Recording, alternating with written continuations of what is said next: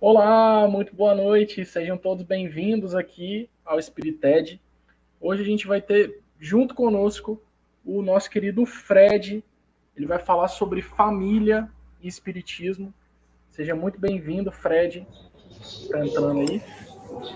Obrigado, Felipe. Obrigado, pessoal do Spirited aí do Espírito Santo. A gente manda um beijo para o Brasil inteiro. Bacana, seja bem-vindo e pode ficar à vontade para começar a sua explanação aí. Vamos lá, cara. Então, vamos conversar aqui a respeito da nossa temática proposta para a noite de hoje, né? Noite para quem está assistindo ao vivo, mas pode ser de tarde, pode ser de dia, que essa é a vantagem das tecnologias, né? Então, fico feliz de estar aqui com vocês. Estou transmitindo de um lugar muito diferente. Eu estou num período que eu não estou morando no Brasil, então estou conversando aqui com vocês da cidade de Austin, aqui no estado do Texas, na América do Norte, nos Estados Unidos da América, mas sempre conversando sobre família, é uma coisa importante, conhecendo casas espíritas aqui na região, conhecendo outras instituições, núcleos de caridade, mas conversando com essa temática que tem sido tão cara para cada um de nós, tão importante na divulgação e na participação do espiritismo, no entendimento do que vem a ser família. Bem, como o tempo é curto e a gente sabe que tem um espaço bacana para perguntas e respostas, para diálogo, vamos tentar fazer só um panorama do que a gente quer falar sobre família nesse momento aqui agora. Vamos lá.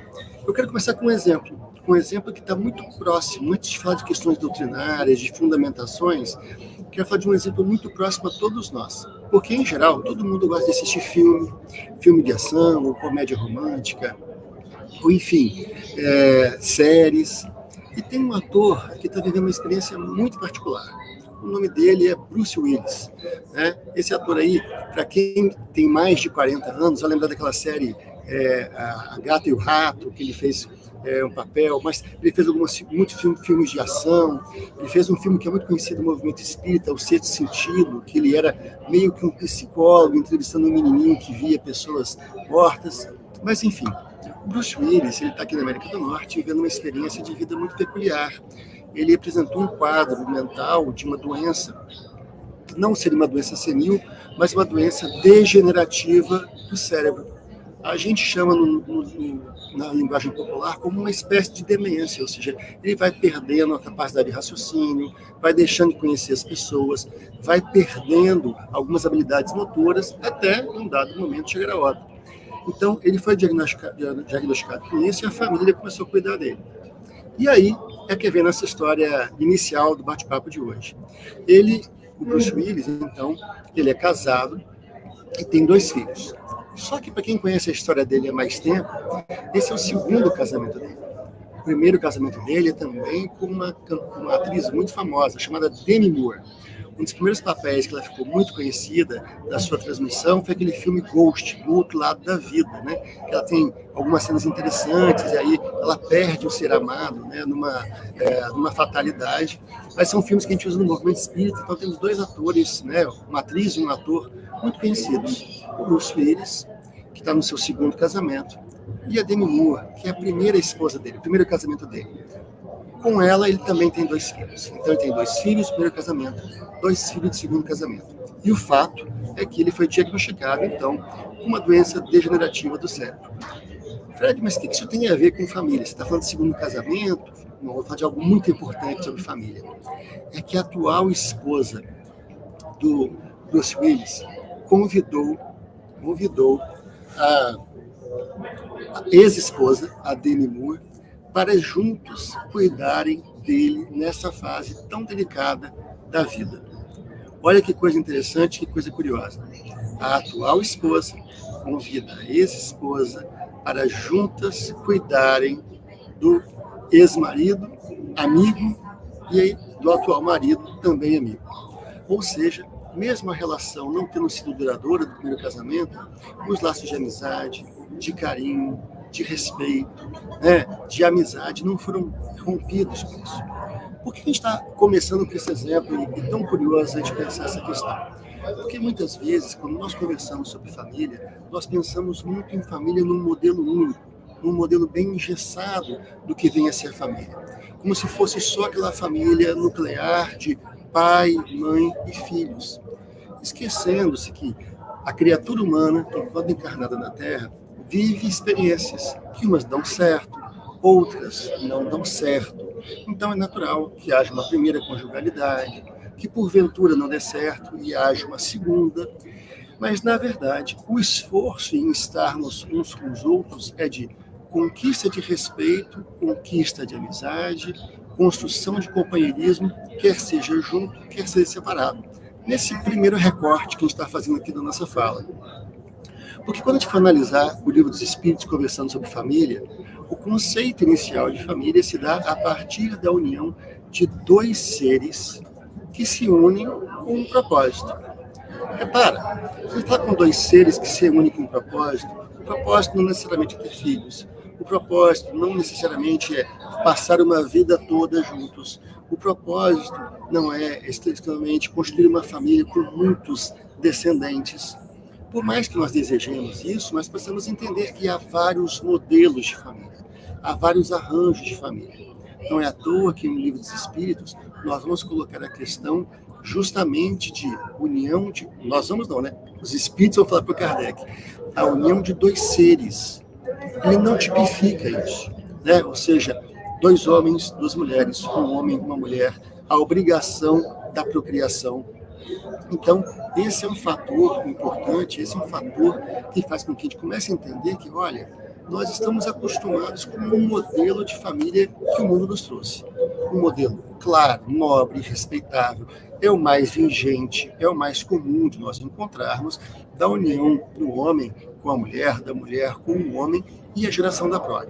Ótimo isso, ótimo, maravilhoso. Mas precisamos entender também que, dadas as condições sociais, outros arranjos de família são possíveis. Por exemplo, quando nós encontramos dois irmãos que não casaram, né, não arrumaram parceiro ou parceira, mas optam por continuar morando juntos. Então, são dois irmãos que vão continuar vivendo a vida juntos. Nós temos ali uma família. Nós vamos encontrar também, por exemplo, casais que trazem para dentro da vida doméstica o pai do parceiro, da parceira, a mãe do parceiro, a parceira. Então, aquele lar também tem uma outra configuração. Vamos encontrar também as famílias que se dão por adoção, ou seja, os companheiros, os parceiros, as parceiras não puderam ter filhos e optaram pela adoção, né? Ou seja, os filhos que não vieram da barriga, mas vieram do coração. Então, esse é um outro arranjo de família. Vamos encontrar também a família do segundo casamento, como a gente deu o exemplo inicial. Vamos encontrar quando um dos cônjuges, né, falece prematuramente e o outro, então, segue e faz um novo consórcio matrimonial e, com isso, segue a sua família. Ou não, ou ele, o membro da conjugalidade que ficou na relação com filhos, por exemplo, essa pessoa continua a dar sequência à vida, a dar sequência à existência, sem uma outra conjugalidade, mas cuidando dos filhos, tendo aí uma família. A gente faz essa fala inicial para entender que família tem muitos modelos, família tem muitos arranjos, é o nome que a gente utiliza. Falando do Brasil especificamente, a legislação brasileira vai trazer para a gente pelo menos 18 modelos de arranjos familiares. Mas, Fred, qual a importância de pensar isso? A importância é que nós entendermos que, a partir do instante que dois seres humanos se unem com um propósito, nós temos ali uma família. E cuidar dessas famílias é extremamente importante para a construção da Era Nova. Questão 775 Livro dos Espíritos, Kardec vai perguntar aos espíritos o que seria para a humanidade uma recrudescência, um enfraquecimento, um relaxamento dos laços de família. Ou seja, se as pessoas passassem a viver pensando única e exclusivamente em si mesmas, única e exclusivamente nas suas próprias intenções, nas suas próprias vaidades e interesses, e esquecessem da relação com uma outra pessoa mais próxima, ou seja, desejassem não viver mais com relações e vínculos familiares. A resposta dos espíritos é bem direta. Uma recrudescência do egoísmo. Ou seja, o ser humano, quando não se envolve em relações familiares, de qualquer ordem que seja, de qualquer modelo que seja, ele tende a se tornar mais egoísta, ou seja, ele para ou deixa de ter a necessidade de pensar no outro. E com isso, então, pensando só em si mesmo, temos exatamente o retrato da sociedade que a gente encontra hoje. Uma sociedade extremamente egoísta, extremamente vaidosa, extremamente focada em recompensas de ordem material.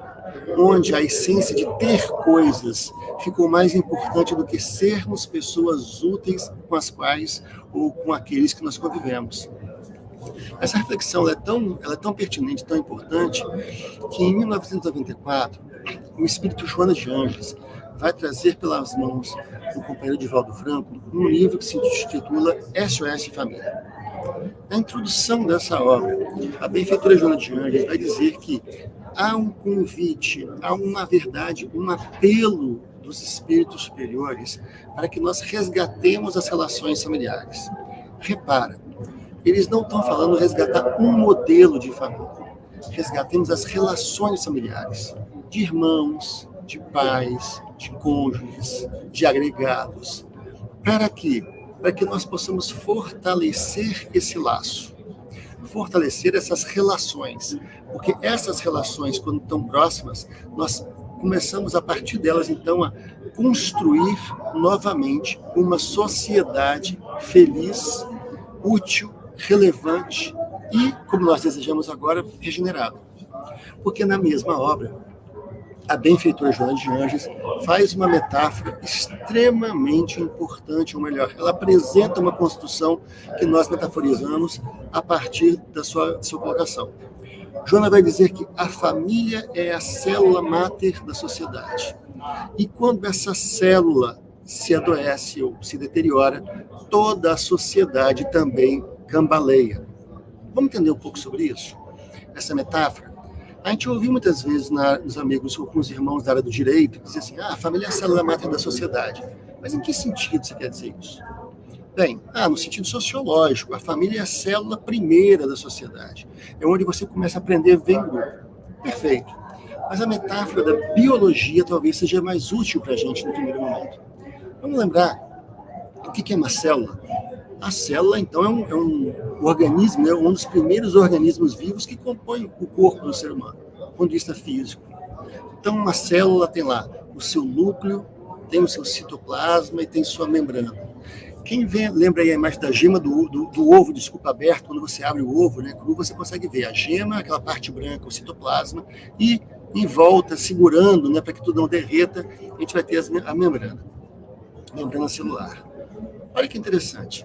Quando eu tenho uma célula e ela se une com outra célula e elas começam a se multiplicar, tal qual, por exemplo, no fenômeno da fecundação, nós construímos um primeiro tecido. Então, o acumulado ou um arranjo de várias células dão origem a um tecido. Os tecidos, então, na verdade, um tecido humano, um órgão que é um tecido muito visto, é a nossa pele, o corpo humano, a nossa pele aqui é o que chama de tecido. Quando se desenvolve e se reorganiza, dá origem aos órgãos. Então, o nosso coração, nosso pulmão, nosso fígado, nossos olhos, enfim, todos os órgãos do nosso corpo são, na verdade, evolução de tecidos. Tecidos se organizaram e viraram órgãos. Ora, e os órgãos, por sua vez, todos eles compostos, vão dar origem, vão dar para a gente a perspectiva, né, ou a construção do corpo humano. Então, o corpo humano era uma pequena célulazinha que foi crescendo em tecido e órgãos até chegar no corpo humano. Mas o que acontece quando uma célula adoece? Essa é a questão. Quando uma célula adoece, ela tem o poder de adoecer todo o corpo. Por exemplo, quais são uma doença que as pessoas de um tempo atrás nem gostavam de falar, mas hoje trata-se ela e cada vez se fala mais para poder avançarmos no tratamento? O câncer. O que é o câncer, na verdade? É uma pequena célula que adoeceu. E ela começou a se reproduzir, gerar outras células. Essas outras células, então, foram se desenvolvendo. O corpo humano não conseguiu combater essas células. Então, essas células formam um pequeno tecido e formam um pequeno tumor. Esse tumor, se não tratado, ele avança, ele toma o espaço de um órgão, e com isso começa a comprometer o organismo. Por isso que muitas vezes o tratamento do câncer ele envolve uma parte invasiva, ou seja, uma cirurgia para tirar o tumor que estava doente, e depois um tratamento quimioterápico, radioterápico, para que as células que estivessem doentes possam ser eliminadas ou possam ser tratadas. Olha essa metáfora. Se a família é a célula máter da sociedade e a sociedade está doente, onde está a doença? Vou fazer exercício médico aqui agora. Uma anamnese, um exercício. O que está acontecendo com a sociedade? Por que nós estamos vendo tanta corrupção, tanta briga, tanta discussão, tanta polaridade nesse contexto social que a gente vê aqui agora? Então, o que está acontecendo? Provavelmente, ou na verdade, é o que narram os espíritos para a gente. Nós estamos descuidando das relações entre aqueles que são mais próximos, entre aqueles que dividem o lar conosco. Se eu não consigo cuidar da relação com quem eu convivo no mesmo teto, como que a gente vai dar conta de uma vida social? Como que a gente vai dar conta de uma vida mais ampla, junto das pessoas que nos rodeiam? Então a gente vai achar sempre o chefe ruim no trabalho, um colega ruim no trabalho, porque a gente não convive com os do lar, daqueles que são o nosso primeiro pouso, nossa primeira experiência de relação. Se a gente não consegue conviver com essas pessoas, é lógico, é natural que nós convivemos bem em sociedade. E a gente fala, a sociedade está doente, os países estão em guerra. Onde está a causa? A causa começa no lar. E a gente vai buscar, na Revista Espírita de 1968, um esclarecimento sobre isso, uma informação sobre isso. Quando questionados ou dialogando os espíritos com Kardec, na sabedoria, salvo engano de Lacordaire, mas eu não vou citar o nome mais precisamente aqui, porque eu acho que a informação pode estar equivocada, não estou lembrando do nome, peço perdão a vocês. Mas o que é narrado na responsabilidade sobre caridade? A primeira caridade começa com aqueles que lhe dividem o teto. Depois que você cuida desses, você começa a ampliar a capacidade caritativa para aqueles que você encontra no trabalho, para a família expandida, para os transeuntes da rua. Mas a primeira atividade nossa caritativa são com aqueles com que nós dividimos o teto. Então, a caridade começa no lar ao convivermos com aqueles que não são os companheiros da existência. Então, a caridade não é a esmola do doar, que é importante, não é o dinheiro, que é importante, mas a caridade está em conviver com aquela pessoa que nasceu no mesmo teto que eu, ou que, porventura, hoje, ocupa o mesmo teto que eu. Pode ser um amigo, pode ser uma amiga que a gente decidiu compartilhar uma casa, compartilhar um apartamento. Entendemos que a construção dessas relações é tão importante que a gente vai agora voltar um pouquinho mais no tempo, 2000 anos atrás, quando Jesus estava cuidando dos seus, né, ou melhor, dos seus não, ele estava divulgando a mensagem que ele veio trazer. E os seus, aí sim, os seus familiares, estavam do lado de fora de uma casa e tentando falar com ele, desesperados.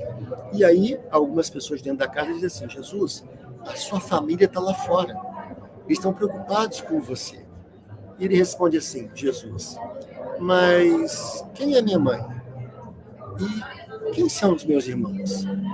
As pessoas se assustaram, tipo assim, Jesus não está reconhecendo a mãe, Jesus não está reconhecendo os irmãos, não está negando os irmãos. A história é um pouco mais ampla. Na verdade, o que a história quer dizer é que alguns familiares de Jesus estavam preocupados porque ele estava fazendo curas aos sábados, atendendo as pessoas, falando de uma doutrina nova, de uma filosofia nova, de uma perspectiva de vida nova, e aquilo causava estranhamento nos familiares mais próximos, preocupados com ele. Maria, como toda mãe, ela estava preocupada, ai meu Deus do céu, o que vão fazer com o meu menino? Achando que iam fazer algum mal a ele. Quando Jesus diz assim, quem é minha mãe, quem são meus irmãos, ele não está negando a família dele, mas ele traz um conceito novo de família. Jesus vai dizer o seguinte, em verdade vos digo, todo aquele que faz a vontade do meu Pai, este sim é meu irmão, minha mãe, meu amigo. E aí ele amplia o entendimento de família. Ele vai dizer para a gente, então, que ser família é muito mais do que nascer sob o mesmo sangue. É muito mais do que ter o mesmo sobrenome. Ser família é ter a capacidade de nos encontrar em propósitos mais nobres da existência. Quando digo propósitos mais nobres, é de estarmos juntos, convivermos com os diferentes, trabalharmos em prol de uma causa nobre. E, nesse sentido, nós vamos construindo um mundo novo. Então Jesus vai dizer, olha, é necessário repensarmos as relações familiares. Quem é a pessoa que está do seu lado? Quem é a pessoa que está do meu lado ali agora? Então, quem era a família de Jesus naquele momento? Ora, todas aquelas pessoas que estavam nos seguindo naquele sentido, que estavam buscando ajuda com ele, que estavam estudando junto com ele. Então, essas pessoas são a família. Nesse aspecto, então, a gente começa a ampliar o nosso conceito. Quem é minha família? Minha família são aqueles que eu nasci no teto. Sim, são minha família, são o mesmo sangue, melhor dizendo. Mas, se eu divido a casa com alguém, ou tivesse qualquer circunstância da vida, essa pessoa também é minha família. As pessoas que frequentam a minha casa são minha família. Então, as pessoas que têm a oportunidade de ter arrumadeira, babá, né, um auxiliar doméstico, essa pessoa é família. O seu porteiro é sua família. E aí você começa a ampliar o conceito. Ah, mas eu moro num edifício. Então, o seu vizinho é sua família. Para que a gente possa ampliar mais o conceito e entender as pessoas que moram na minha rua, as pessoas que moram no meu bairro. Né? Então, você é do qual bairro? Aí, falando de Vitória, né, que a gente está transmitindo aí com Vitória. Ah, eu moro lá em Jardim da Penha. Então, você é de Jardim da Penha, então a gente é da família Jardim da Penha. Ah, mas eu sou de Vitória, eu sou da família Vitória. Ah, mas eu sou de Vila Velha, da Serra, eu sou da família Grande Vitória. Para quem nos acompanha aqui, está tentando como referência cidade do Estado do Espírito Santo. Mas quando eu pego várias cidades, eu tenho a família do Espírito Santo. Quando eu pego vários estados, eu tenho a família do Brasil. Então, Fred, eu estou aqui nesse momento fora do país, vivendo uma experiência, mas, Fred, você é de onde? Ninguém pergunta de que bairro eu morava em Vitória ou no Brasil. Eu sou o Fred do Brasil. Então, meu sobrenome é Fred do Brasil para as pessoas. Mas se a gente vivesse em outro planeta, a gente dizer assim, eu sou Fred da Terra. O desafio nosso, nesse instante, nas relações familiares, é conseguir voltar a sermos de Souza, da Silva, Castro, no meu caso, Pifano. Qual o seu sobrenome? E qual é a outra pessoa que tem um sobrenome igual ao seu? Reconcilia-te com ela. Ela é a sua primeira relação. Para que a gente possa construir nossas relações de forma mais saudável. E num futuro não tão distante, podemos dizer assim, eu sou o Fred da Terra. Você que está nos ouvindo é a Maria da Terra. O Felipe que nos apresentou é o Felipe da Terra. E a gente vai se reencontrar e se compreender como irmãos com o mesmo sobrenome. Jesus é o benfeitor espiritual da Terra. E Deus? Deus é do universo. Então aí a gente precisa ampliar o nosso sobrenome. Eu preciso primeiro ser um bom Frederico da Terra, para depois ganhar o sobrenome Frederico do universo. Quem fala isso para a gente é Camille Flammarion, um dos contemporâneos de Kardec, dos espíritas da primeira hora. Ele vai dizer para a gente, nós todos somos cidadãos, cidadãs do universo. Então, do universo é a nossa meta de sobrenome. Mas hoje a gente está encarnado com algum deles. Quem é outra pessoa que tem sobrenome que divide o teto comigo? Que divide a consanguinidade ou a adoção? Que divide o afeto conjugal ou o companheirismo de alguma outra forma? Essa pessoa é o meu desafio. Teremos dias difíceis, dias mais agradáveis, mas são essas pessoas que nos importam no primeiro momento. E junto com elas, vamos buscar as demais pessoas. Quando o movimento espírita brasileiro traz como relevante conversarmos, dialogarmos a respeito de família, é justamente atender ao apelo da espiritualidade superior, que vem dizendo, não há mundo de regeneração, não há mundo feliz que não perpasse para um olhar mais maduro sobre família. Quando a gente diz olhar mais maduro sobre família, é também para não nos misturarmos com algumas filosofias que a gente respeita, mas que trazem uma visão muito reducionista de família, de um modelo único de família, que nós respeitamos, mas como um modelo. Existem vários outros modelos. E nós, família espírita, precisamos estar abertos a acolhermos, orientarmos no que possível, estarmos juntos, para que todos nós nos reconheçamos enquanto família.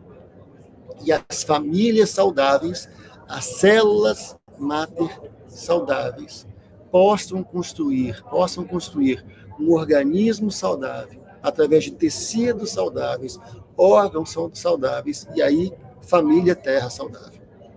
Esse é o nosso desafio. Essa é a proposta que a doutrina nos resgata a partir do instante, então, que família é um assunto relevante e de primeira ordem. A gente pode dizer que o Livro dos Espíritos é uma obra inteiramente dedicada à família. Como assim, Fred? Não é da filosofia, da ciência espírita? Sim, e da religião também, mas em tudo as obras da codificação nos auxiliam ou nos colaboram a entender a relação uns com os outros. E entendendo a relação uns com os outros, vivemos melhor. Ora, quem é o nosso próximo mais próximo? Quem é a pessoa que está mais perto de nós? Essa pessoa divide o teto conosco. Esse é o nosso irmão. Essa é a nossa irmã, nossa mãe, no sentido material, nosso pai. Quem é a pessoa que divide o teto com você? Ah, Fred, hoje é só um cão. Então ele é sua família e seu peixe. Mas estenda um pouco mais ela. Porque tem alguém, tem mais alguma outra pessoa. Ah, eu divido com meu companheiro ou com meu companheiro. Então, aprenda a conviver bem com essa pessoa. Ah, mas o meu filho e minha filha são tão difíceis. Quem não foi difícil ou quem não é difícil? Divaldo Franco, com muito carinho, define 2 tipos de pessoas. As pessoas que são problema e as pessoas que têm problema. Em geral, nós optamos muitas vezes por não querer problema algum, mas ter problema é natural ao nosso momento encarnatório. Ser problema é algo que depõe contra nós. Então temos problemas de convivência, de relacionamento, de entendimento. O convite do diálogo, o convite do exercício, por exemplo, do Evangelho no lar, não para pregações doutrinárias, mas para diálogo em família, para perguntar: e aí, filho, filha, irmão, esposa, esposa, companheiro, companheira, como foi sua semana? Como foi a nossa semana? O que a gente deseja para a próxima semana? Como que a gente pode nos auxiliar uns aos outros? Esse é um dos desafios dessa construção da Era Nova que se impõe.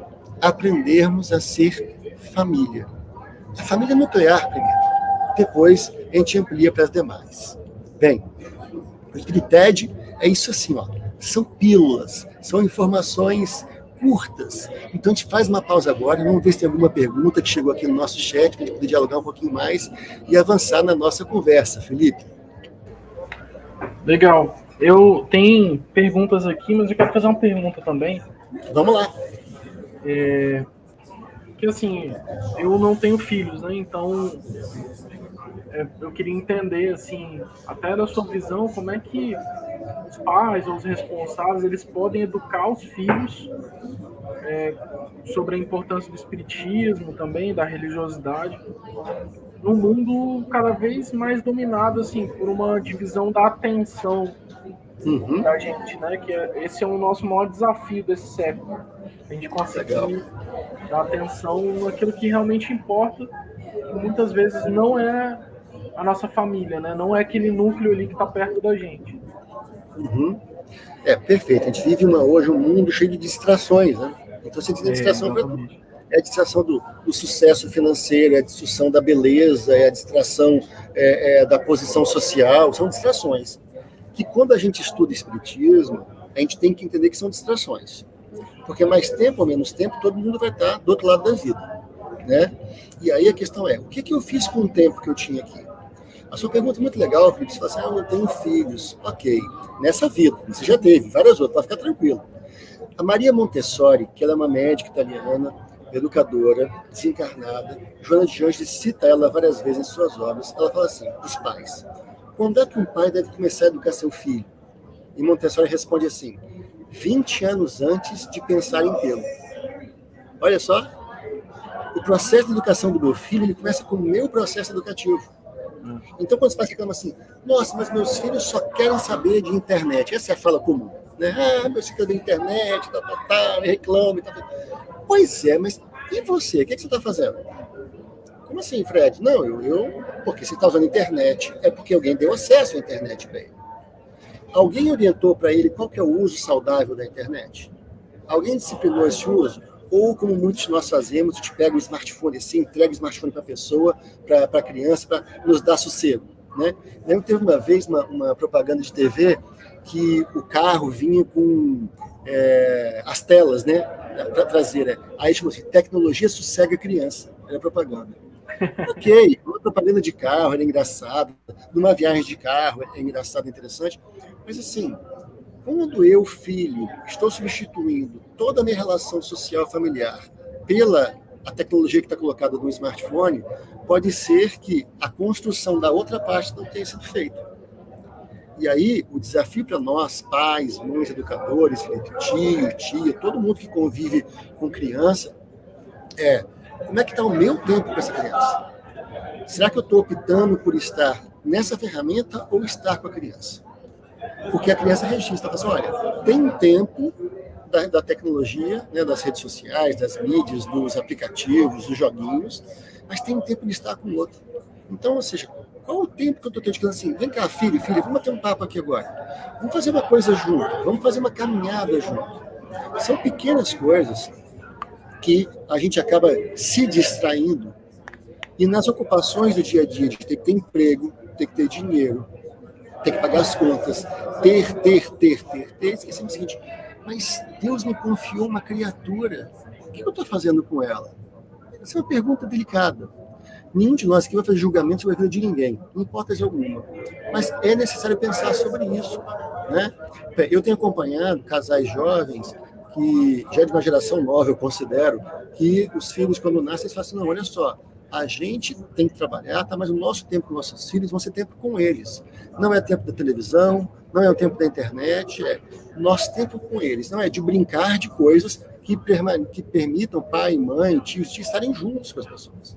Conversando, dialogando. Ah, mas é bebezinho. Então, brincando ali no chão, brincando na terra, brincando na grama, brincando na praia, mas estando presente, né? Tem uma palavra bonita que as pessoas gostam de usar hoje, né? Você tem que fazer mindfulness, né? O que é isso? Olha só, é botar a cabeça num lugar só. É difícil isso. Nossa geração, falando da minha, está muito adoecida nesse aspecto, né?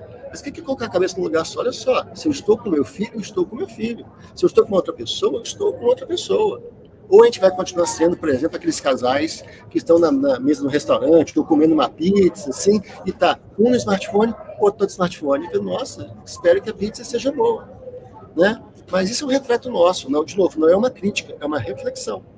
Então, na educação dos filhos, Felipe, que é a sua pergunta, é muito oportuna a sua pergunta, a pergunta de muita gente é assim, poxa, o que eu faço? Então, comece a repensar o seu tempo com o seu filho. Mas o meu filho, então, se ele não usar tecnologia, vai ficar atrasado. As pessoas ficam atrasadas quando ficam doentes do afeto. O resto, tudo você aprende. Tudo você aprende. Vou ver essa pergunta tem exatamente uma semana aqui na América do Norte. Eu penso, mas será que meu filho, então, não vai ficar defasado na tecnologia? Não, ele vai ficar defasado quando perde afeto. Tecnologia ele aprende. E vai aprender automaticamente, porque hoje ele tem isso na escola. Mas na casa dele, ele tem o quê? Né? Qual é o tempo em casa? Mas meu filho me dá um trabalho. Vamos cozinhar junto com o filho, vamos preparar comida junto com o filho, vamos na padaria junto com o filho. Esse é desafio relacional, é estar com o outro, é tempo integral com o outro. Mas eu tenho pouco tempo. Então tá bom, qual é o pouco tempo que você tem? Em geral, por causa do meu trabalho, deslocamento, tem 2 horinhas só. Então seja 2 horinhas integral, emoção integral colocada ali nas relações. Essa questão da célula doente, que a Joana Diante fala para a gente, a célula doente está por conta disso. Não é por conta de instrumentos externos. É a gente, é um com o outro. É de estar junto. Ali está a nossa doença. E o desafio nosso é lembrarmos, e a questão espírita que você colocou é interessante. Nós estamos aqui para criarmos só uma geração nova de espíritas. A gente deseja isso. Mas o fato é, como a doutrina espírita, ou essa informação, está mudando a minha forma de viver. Eu estou educando o meu filho, por exemplo, para falar 3 idiomas, para viajar o mundo inteiro, para ter sucesso profissional, mas eu estou ensinando para ele que ele é um espírito imortal. Eu estou ensinando para ele que ele vai morrer daqui a 10, 15, 20, 50, 100 anos, e a vida continua, e como é que vai ser essa vida? Ou a gente continua achando que a gente vive essa vida material, e aí? E depois? Depois a gente vê. A gente fala muitas vezes no discurso, mas vive diferente. Então, o desafio é, olha só, pouco importa as condições materiais, não é para a gente negar as condições materiais, de buscar a condição melhor de vida, isso é importante, mas isso é junto com o outro. A condição material vai ser consequência, não pode ser meta. A meta é o outro. A meta é eu desencarnar e falar assim, nossa, mas eu tive um tempo ótimo com meu filho. Mas foi um tempo ótimo, de muita dificuldade material, mas foi ótimo, foi maravilhoso, né? Eu, particularmente, eu tenho 3 irmãos, um irmão mais velho, 2 irmãs no meio, depois eu. E eu falo assim, nós somos muito gratos aos pais que nós tivemos. Meus pais já são desencarnados. E a gente, durante muito tempo, questionou, porque eles não nos puderam dar, por N motivos, toda a condição material que a gente gostaria. Não puderam. Mas eu digo o seguinte, não puderam dar naquele momento. Porque eles deram 2 coisas que foram fundamentais, eu digo para mim. Porque hoje eu estou numa atividade profissional na América do Norte, trabalhando por um período mais longo, nunca imaginei na minha vida, não fazia parte do meu escopo financeiro de existência conseguir morar fora do país. Mas meu pai e minha mãe, que um terminou a 5ª série e a outra avançou um pouco mais no ensino médio, não puderam nunca pagar viagens grandes, coisas do tipo luxo, caprichos, carros, tecnologias dentro de casa, mas deram 2 coisas fundamentais para a gente. Escola. Então, escola era compromisso. Segunda coisa, atividade filosófica religiosa, que no meu caso, nossa família era espiritismo. Aí eu falo assim, eles me deram essas 2 coisas, além da relação familiar, com muitos desafios, tá? Porque o bicho pegava em casa também, como na casa de todo mundo. Então, eles me deram essas 2 coisas. E com essas 2 coisas, hoje eu falo, eu tenho condição de conquistar todas as outras. Então eu falo, o mérito da minha encarnação não é do Fred, necessariamente. É o mérito do João e da Creuza.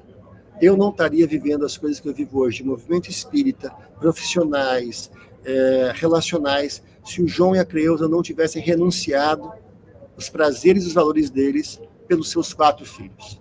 Então, eu falo, eu e meus irmãos, nós somos infinitamente gratos.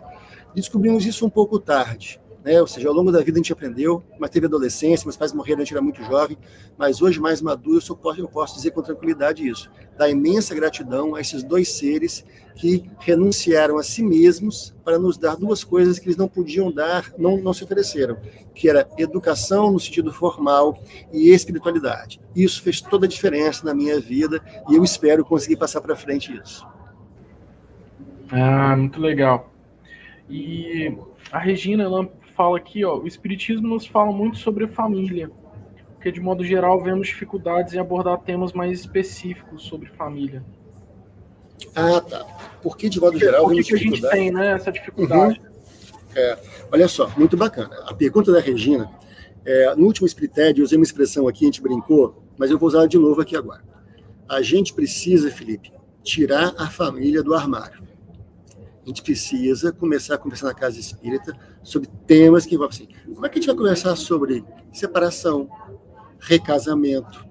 Como é que a gente vai conversar sobre traição? Quando é que a gente vai começar a conversar sobre educação dos filhos? De uma forma franca, de uma forma assumindo que nós somos todos seres humanos falíveis. E aí a pergunta da Regina, ela lança luz sobre uma proposta muito importante do movimento espírita, que é a construção nas casas espíritas de grupos de estudo sobre temáticas familiares. Grupos de estudo sobre temáticas familiares, eles almejam, em sua essência, ser um espaço semanal nas casas espíritas, onde, da mesma forma que a gente tem o ERG, ou as reuniões públicas doutrinárias, nós temos um grupo de estudo, onde ninguém ali é senhor da virtude e da moral. Todos somos seres humanos em processo de aprendizado. Utilizemos obras de suporte de estudo e comecemos a estudar temas. A Benfeitora Joana de Anjos tem uma obra primorosa chamada Constelação Familiar. Ela não vai abordar a teoria de constelação familiar do Bert Hellinger, ela tem uma outra perspectiva.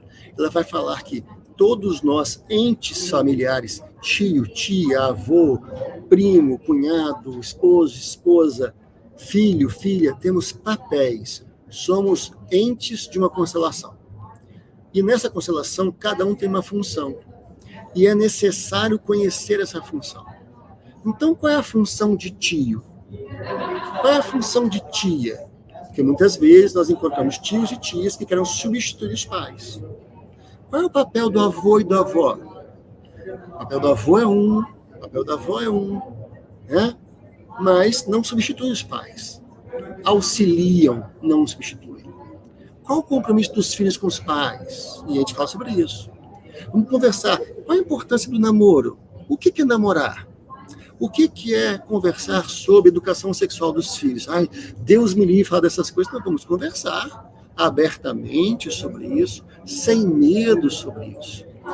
Essa questão da Regina, ela é muito importante, porque essa é uma construção nova. E aí a Regina, eu posso falar com carinho dela, que além de ser minha irmã querida, é colaboradora nossa de muitos tempos do movimento espírita, de primeira hora, auxiliando que a gente traga essas temáticas para casas espíritas.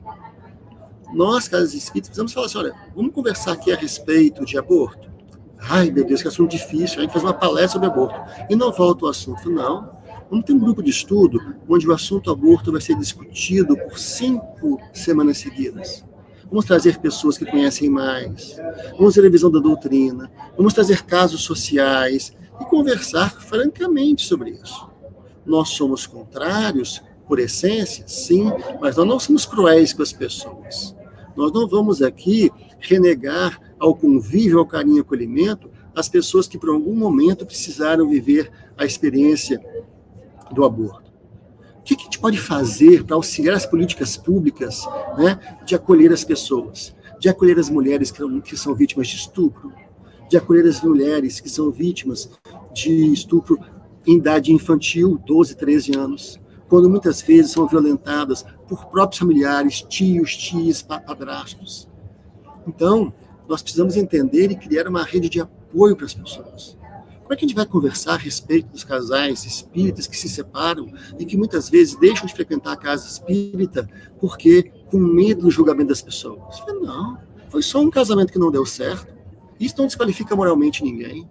Então a gente precisa tirar esses assuntos do armário, Regina, e conversar francamente sobre isso. Por isso, o grupo de estudo é o instrumental, é a ferramenta que hoje o movimento espírita oferece para isso, o grupo de espírito de temáticas familiares. Né? Sei, Felipe, que nosso tempo está acabando, né? Se deixar, eu fico falando desse tema aqui um tempão, cara, perdão. Nada, que isso. É porque é um tema que é impossível, né, a gente não viver, porque todo mundo tem suas famílias, né, seus conflitos, seus amores e tudo, então cada um sempre tem para poder algo para poder agregar e algo para poder extrair para si, né? Então, perfeito. É um tema muito rico, assim. Então, mas é isso, pode fazer suas considerações finais. A gente já está chegando no nosso finalzinho. E, nossa, foi uma alegria falar desse tema aqui. Muito bom. Vamos lá, então. Olha, primeira coisa, eu agradeço, Felipe, o carinho de conversar com você, com a Tamires, que está no bastidor aqui, ela é sempre nossa companheirona aqui de suporte, com os irmãos e com as irmãs que acompanharam a gente nessa live, ou que acompanharão a gente nessa live, aqui nesse formato bacana que a Federação Espírita do Estado do Espírito Santo trouxe para a gente, o Espirited, né, utilizando essa terminologia, essa metodologia nova que tem auxiliado tantas pessoas a estudarem temas importantes no mundo afora. Para mim, é matar um pouco a saudade de casa. Eu falo assim, eu sou do Espírito Santo, eu sou da Federação Espírita do Estado do Espírito Santo, é a minha casa primeira, então eu tenho imenso carinho, e eu falo, o que a gente faz no movimento espírita hoje começou no movimento espírita capixaba, então a gente tem muita gratidão por isso, e hoje poder estar aqui numa experiência que a gente está vivendo fora do país, contribuindo com o movimento espírita também, isso é muito importante, é de imensa gratidão a cada um que está nos assistindo aí agora, porque foi o convívio com essas pessoas que são nossa família no movimento espírita, que são a família FES, que são a família FEB, que nos auxiliou a estarmos realizando outro tipo de atividade. Então, que a gente possa conversar mais sobre família, que mais lives, com mais assuntos, com mais detalhes, porque o espectro, como você colocou, é muito grande de informações, mas que a gente possa conversar sobre isso, sem pudores, com muito respeito, com muito carinho, com muito acolhimento, mas entendendo que é a família, a célula máter da sociedade, que conta conosco, que precisa de cada um de nós nessa construção de era nova que a gente deseja, mas não vai acontecer se a gente não cuidar das pessoas que convivem com a gente sob o mesmo teto, mesmo que seja no primeiro momento a companhia só de um cão, ou depois de um irmão, de um cônjuge, de uma parceira, de um companheiro, de um filho, enfim, todos irmãos da família universal. Esse é o nosso recado, Felipe, um fraterno abraço para vocês. Obrigado, Fred, obrigado a todo mundo que assistiu. Até a próxima, até o próximo Espirited. E obrigado também, Tamires, que está aí nos bastidores ajudando a gente. organizando tudo. E toda a equipe do Spirited, o pessoal que está lá no grupo de WhatsApp, organizando tudo. Não vou falar os nomes, senão eu acabo esquecendo de alguém, mas a gente agradece demais. É isso. Um abraço, até a próxima. Valeu.